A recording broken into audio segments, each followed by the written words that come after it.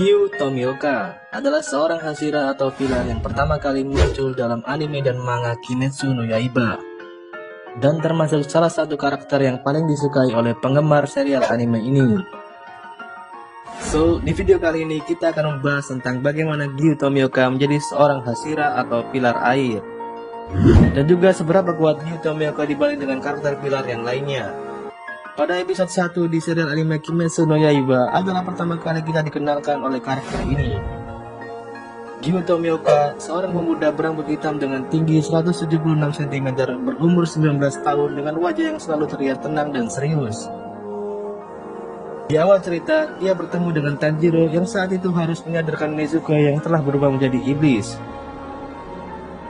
Awalnya Gyu berniat untuk membunuh Nezuko. Namun setelah mengetahui bahwa Nezuko memiliki sifat yang berbeda dari iblis yang pernah dia temui, dan mengetahui bahwa Tanjiro dan Nezuko adalah bersaudara, pada akhirnya membuat Gyu mengurungkan niatnya. Singkat cerita, Gyu berkata kepada Tanjiro untuk menemui seseorang bernama Urokodaki untuk belajar menjadi pemburu iblis. Gyu termasuk karakter yang berpengaruh pada kehidupan Tanjiro dan Nezuko. Setelah kejadian tersebut, Gyu baru muncul kembali setelah time skip. Setelah time skip, Gyu berumur 21 tahun. Waktu Tanjiro, Nezuko, Inosuke, dan Zenitsu melawan keluarga iblis bulan bawah kelima yaitu Rui, Gyu muncul saat menolong Inosuke dari iblis ayah Rui. Seperti yang kita tahu bahwa iblis ini memiliki perawakan yang sangat besar. Iblis ini juga memiliki kulit yang sangat keras, seolah tak mungkin bisa ditebas oleh pedang. Bahkan sampai Inosuke kewalahan dan hampir terbunuh saat menghadapinya. Tapi kemudian Gyu datang dan dengan mudahnya memotong leher iblis tersebut tanpa ekspresi dan tanpa keringat sedikit pun. Bisa kita lihat perbedaan level yang sangat jauh antara Inosuke dan Gyu pada adegan ini.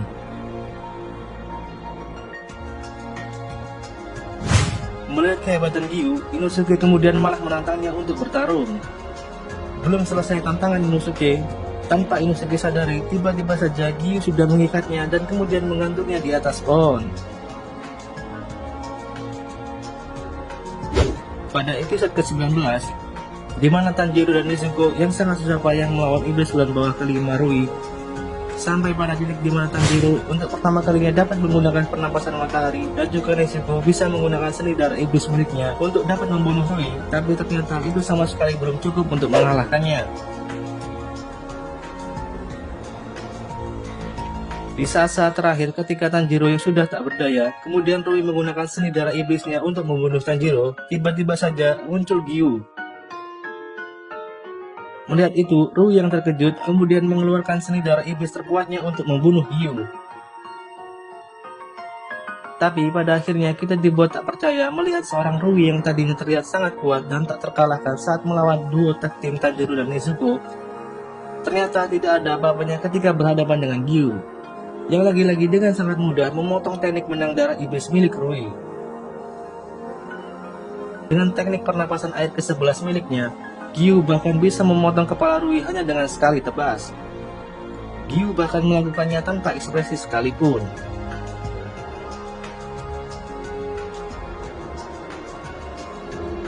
Lagi-lagi kita diperlihatkan betapa kuatnya level seorang pilar air pada episode ini. Seakan-akan usaha tag tim Tanjiro dan Nezuko yang begitu kerennya ternyata belum bisa menjangkau level kekuatan dari Gyu pada saat itu.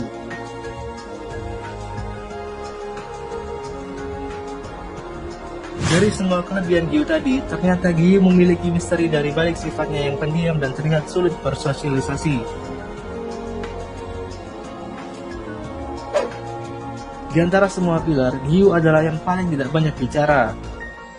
Jadi tidak heran kalau Gyu terkesan tidak terlalu akrab dengan pilar yang lain kecuali dengan Shinobu.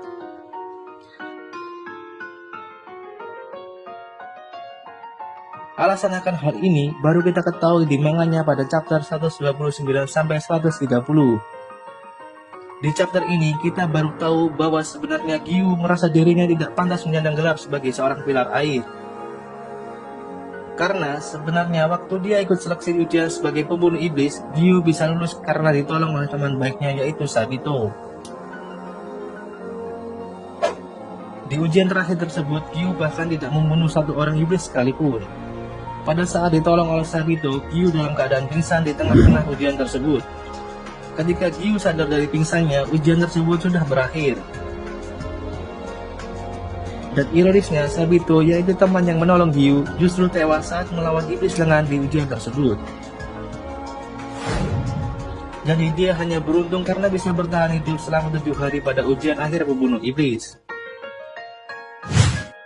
Hal itulah yang membuat beban mental Gyu sebagai seorang pilar, karena dia merasa tidak pantas bersanding dengan pilar yang lain. Tapi meskipun begitu, Gyu merupakan sosok pilar air yang sangat sempurna. Gyu adalah satu-satunya pilar air yang bisa menciptakan tekniknya sendiri dari 10 teknik pernapasan air yang telah diajarkan oleh Urokodaki.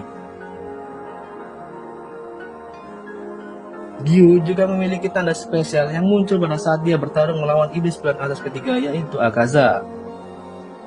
Akaza juga bahkan sempat memuji Gyu bahwa Gyu adalah pengguna pernapasan air terkuat dari 50 orang pengguna pernapasan air yang pernah melawan dirinya.